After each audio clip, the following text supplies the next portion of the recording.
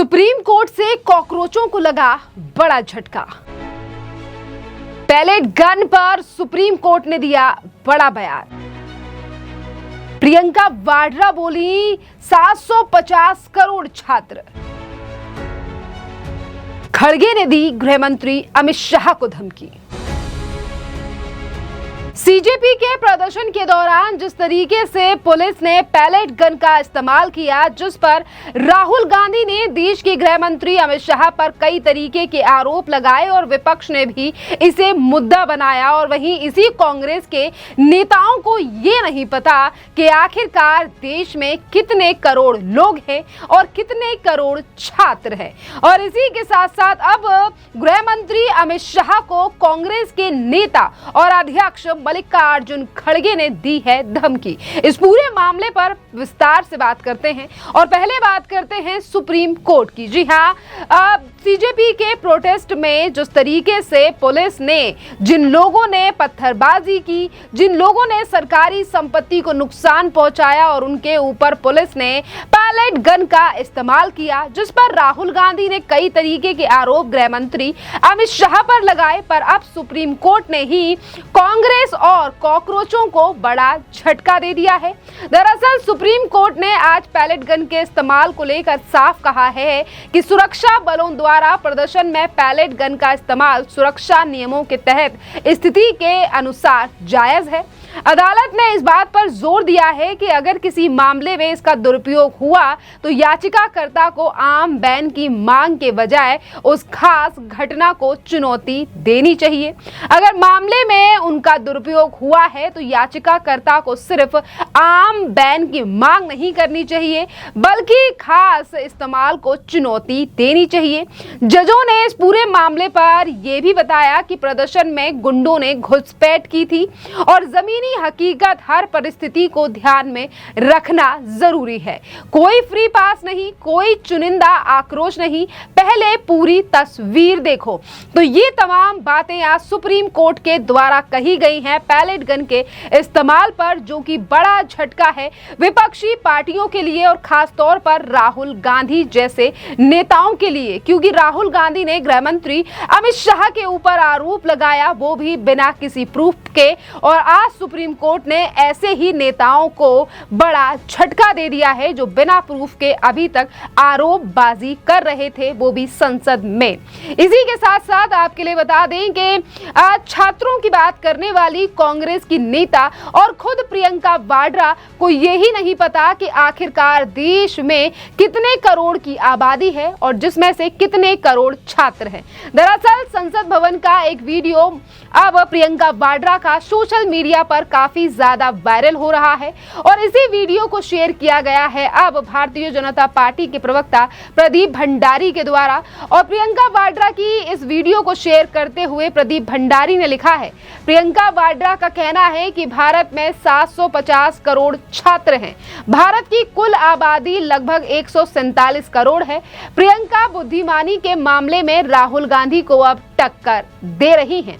जहां इन नेताओं को ये नहीं पता देश की आबादी क्या है, कितने छात्र हैं, और आज उसी पार्टी के अध्यक्ष मल्लिकार्जुन खड़गे आज गृह मंत्री अमित शाह को धमकी दे रहे हैं। जी हाँ, पहले आप इस वीडियो को देखिए कि किस तरीके से मल्लिकार्जुन खड़गे ने गृह मंत्री अमित शाह को धमकी दी है और कहा है कि अभी वो मेरी बातें बैठकर सुन रहे होंगे, पर अब उन्हें दफ्तर से घसीटकर बाहर निकालेंगे और भीड़ के सामने लाएंगे। देखिए किस तरीके की शब्दावली का इस्तेमाल किया गया है मल्लिकार्जुन खड़गे के द्वारा।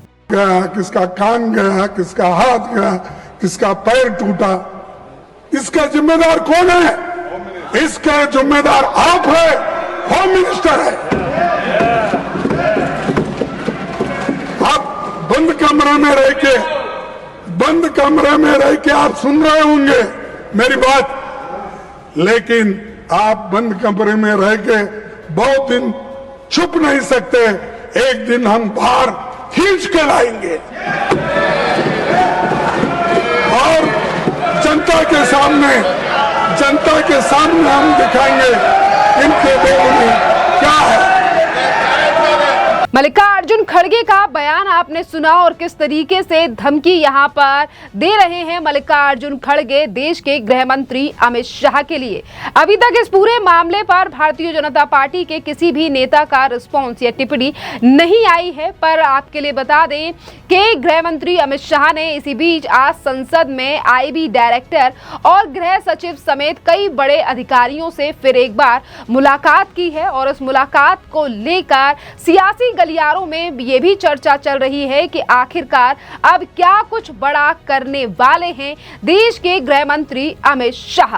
इसी के साथ साथ आपके लिए बता दें कि आज विपक्ष के ऊपर लगातार सवाल उठ रहे हैं कि जो लोग छात्रों की बात करते हैं, नीट की बात करते हैं, परीक्षाओं की बात करते हैं, ना ही तो उनके नेताओं को ये पता कि कितने छात्र देश में हैं और ना ही तो उनके नेताओं को ये पता कि छात्रों की और क्या परेशानियां हैं और छात्रों के लिए क्या कुछ काम केंद्र सरकार के द्वारा किए जा रहे हैं। बात राहुल गांधी की करें तो वो बिना प्रूफ के आरोप लगाते हैं गृह मंत्री अमित शाह पर। इन्हीं की पार्टी के अध्यक्ष गृह मंत्री अमित शाह को धमकी दे रहे हैं और इन्हीं तमाम चीजें और दोहरे रवैये को लेकर जो कांग्रेस के द्वारा और विपक्ष के द्वारा किया जा रहा है, इस पर भारतीय जनता पार्टी के नेता मितेश रमेश भाई का भी बयान सामने आया है, जो बीजेपी के गुजरात से नेता है। जरा सुनिए क्या कुछ कह रहे हैं मितेश रमेश भाई। मैं अपने गृह मंत्री अमित शाह जी को बहुत नजदीक से देखता हूं और देखा हुआ है। गुजरात के भी गृह मंत्री थे, वो सच्चाई से लड़ते हैं, कभी डरते नहीं हैं। और 2014 से आपने देखा होगा कि देश के लिए, देश की जनता के लिए उन्होंने जो फाइट किया है वो सिर्फ अपने हिंदुस्तान के लिए किया है, भारत देश के लिए किया है। तो वो कभी डरते नहीं हैं। ये राहुल गांधी जी का जो बयान है, वो बयान हर बार ये कांग्रेस वाले देते रहते हैं कि भाई गृह मंत्री जी डर रहे हैं। गृह मंत्री जी कभी डरते नहीं हैं और सच्चाई के साथ खड़े रह के वो जब भी पार्लियामेंट में आते हैं सच्चाई के साथ जवाब भी देते हैं।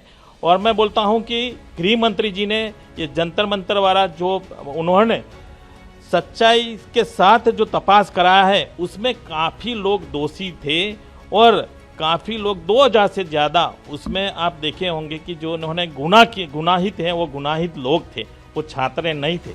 तो कहाँ से आए वो लोग? और छात्रों के पर पत्थर मारा, छात्रों के साथ जो दुर्व्यवहार किया है और पुलिस के साथ जो दुर्व्यवहार किया है, वो जो गुनाहित थे वो लोग 2000 से ज़्यादा थे, उन लोगों ने किया है। उसकी जांच भी चल रही है और जांच में दिल्ली पुलिस ने वो सामने भी लाया है कि ये 2000 से ज़्यादा लोग उसमें गुनाहित लोग शामिल हो गए थे। तो जो छात्रों के साथ तो जेपी नड्डा जी भी साथ में थे, उनके साथ थे, भारतीय जनता पार्टी भी उनके साथ थे। और आपने उसका रिजल्ट भी देखा कि भाई उन्होंने जो डिमांड किया, अपने शिक्षा मंत्री ने उसका रेजिग्नेशन भी दे दिया है। उन्होंने जो डिमांड थी, जो छात्रों की डिमांड थी, वो छात्रों की डिमांड भी उन्होंने फुलफिल कर दिया है।